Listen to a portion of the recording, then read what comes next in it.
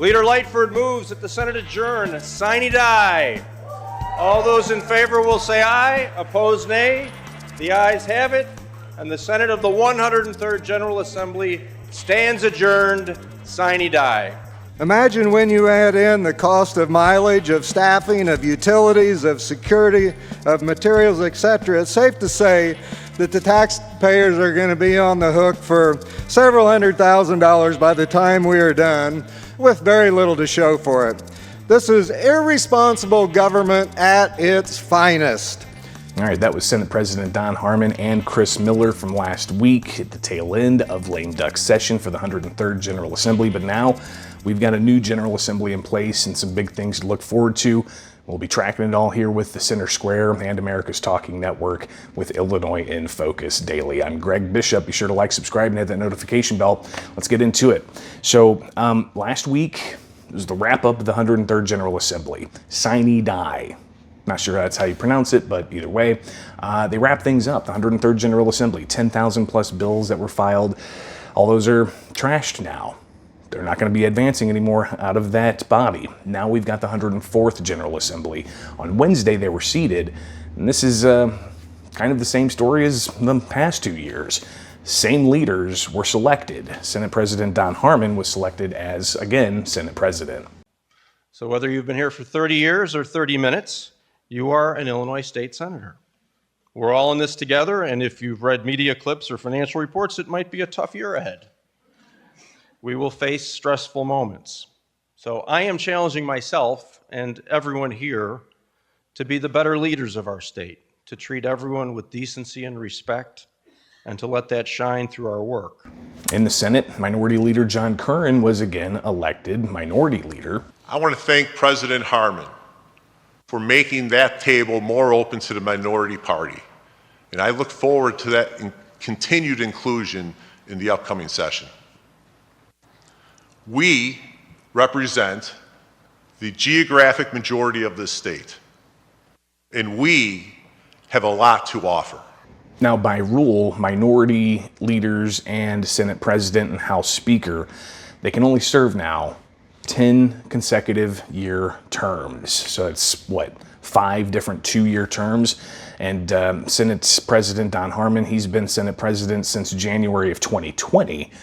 You've got House Speaker Chris Welch. He's been Speaker since 2021, and he was reelected on Wednesday to be the 104th General Assembly Speaker of the House. Know this.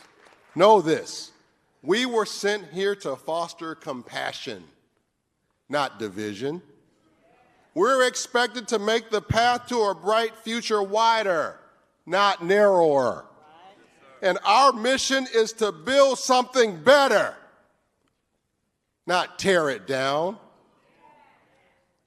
So cruel and regressive policies that dehumanize our neighbors or strip away fundamental freedoms, I'm going to tell you right now, we will have no home in Illinois for those policies.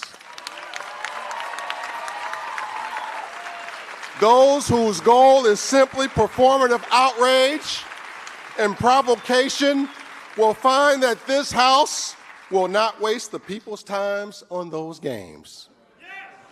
And those who wrongly believe their job here is simply to say no will find that decisions are made by those with the sincere desire and the moral clarity, Father Flager, to get to yes. And again, not much surprise here. Not a lot of change up in leadership. You had House Minority Leader Tony McCombie reelected to that position as well. As we approach the 104th General Assembly, our caucus is focused on 3 things. 1, fostering economic growth. 2, cutting unnecessary spending. 3, and opposing any tax increases.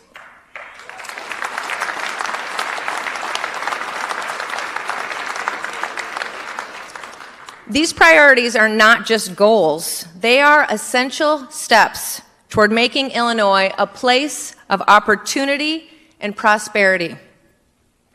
Illinois is a great place to live. And Illinois has always been a state of possibilities, But one-party control has stifled that success. By the way, base pay for state legislators, $93,000. $93,000, tax dollars. And leadership roles, they get a stipend on top of that. So you've got the $93,000. House Speaker gets $50,000+ on top of that. Minority Leader gets $50,000 plus on top of that. Other leadership positions range from an additional $12,000 to $27,000 in committees, and if you had a committee position, you get more money. So a lot of tax dollars going just for salary. But State Representative Chris Miller, he pointed out that they also get per diem, $170 a day. So for like lame duck session, they got $170 a day each. Then you tack on all the other costs that there are. Taxpayers are paying a pretty penny for the General Assembly. Imagine when you add in the cost of mileage, of staffing, of utilities, of security, of materials, etc. It's safe to say that the taxpayers are going to be on the hook for several $100,000 by the time we are done, with very little to show for it. This is irresponsible government at its finest. So once the General Assembly was seated, they have the 104th in. Now it's time to get to the rules. In the Senate, these rules, they're really the backbone of how things operate. And it's procedure, like how bills are filed, what bills get out of committee, how people in the General Assembly are supposed to conduct themselves. The House and the Senate have separate rules. Senate's Majority Leader, Kimberly Lightfoot, laid out some of the updates that they're proposing and passed at the Illinois Senate. Number one, we will remove references to special committees of the redistricting committee, since the redistricting committee is no longer a standing committee of the Senate. Two, we will remove the Early Childhood Education Committee and add the committees on child welfare, commerce, consumer protection, criminal law, and pensions. Three, we will specifically require senators to avoid threats, inciting violence, or other assaults in debate.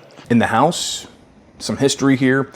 Remember, former Illinois House Speaker Michael Madigan, he's on trial this week. Actually, today he's going to be expected to be grilled by prosecutors as he shocked everybody and took the witness stand last week. So cross-examination is going on today. But the former House Speaker, he was Speaker for all but 2 years, from 1983 to 2021, and he had his own rules. And a lot of people said those rules were pretty strict, very unfair to Republicans. And that was something that in the Illinois House for the 104th General Assembly, State Representative Ryan Spain was trying to get at when he was debating House Majority Leader Robin Gable about the House rules. This week has been a momentous week, both here in Springfield, but also in the city of Chicago, as we have watched the testimony of Speaker Madigan in federal court. And the subject of the House Rules Committee, of which these rules, I must say, are essentially the same rules that Speaker Madigan had in place. And I'm sure you'll also say that Lee Daniels had rules in place in 1994 for a small period of time, and that's true as well. But these were Speaker Madigan's rules that had existed for decades. These are not the same as Speaker Madigan's rules, and I didn't serve on Speaker Madigan's Rules Committee. Did you have an understanding, as the Speaker testified in court this week, Speaker Madigan, that the general rule was that if a sponsor wanted to call a bill, we would call it?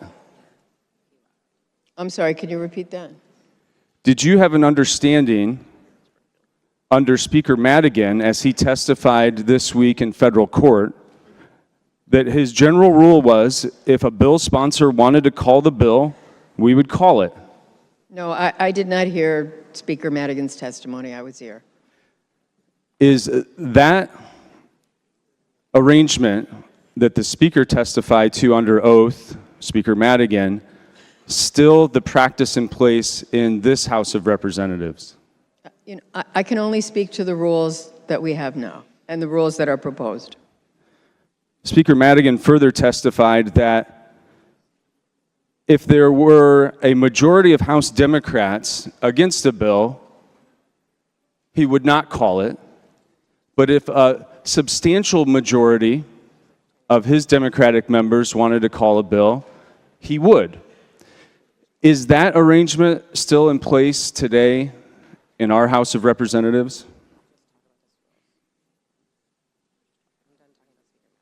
Yeah, I cannot say what Speaker Madigan did or didn't do. As I said, I was not on his Rules Committee, and I would really like to go back to, if you have questions about these 104th rules that are proposed. Now, why are the rules so important? Again, a lot of it deals with how bills move. Do they go to the Rules Committee and get out with Democrat support only, or can Republicans actually move legislation? State Representative Dan Ugasti, he had serious concerns about the fairness of this and how he says his constituents aren't getting the proper representation that they deserve. You believe that merely allowing a representative to come here and speak about bills everyone else is passing is actually allowing their constituents to be represented. I will tell you that a good number of the 108,000 people I represent feel like they weren't represented last time. Because in the 103rd General Assembly, despite the fact that I filed 40 or so bills, I was allowed to call absolutely zero. Now, we'll have a ton to unpack in the weeks ahead because even though you had the old General Assembly close out and the new General Assembly come in, they've already filed more than 1,000 bills. And we'll be trying to do what we can to unpack those, to see how taxpayers are impacted, to see how firearms are impacted, to see how drivers are impacted, and a whole host more. So be sure to like, subscribe, hit that notification bell, and join us each and every weekday morning here with Illinois in Focus Daily.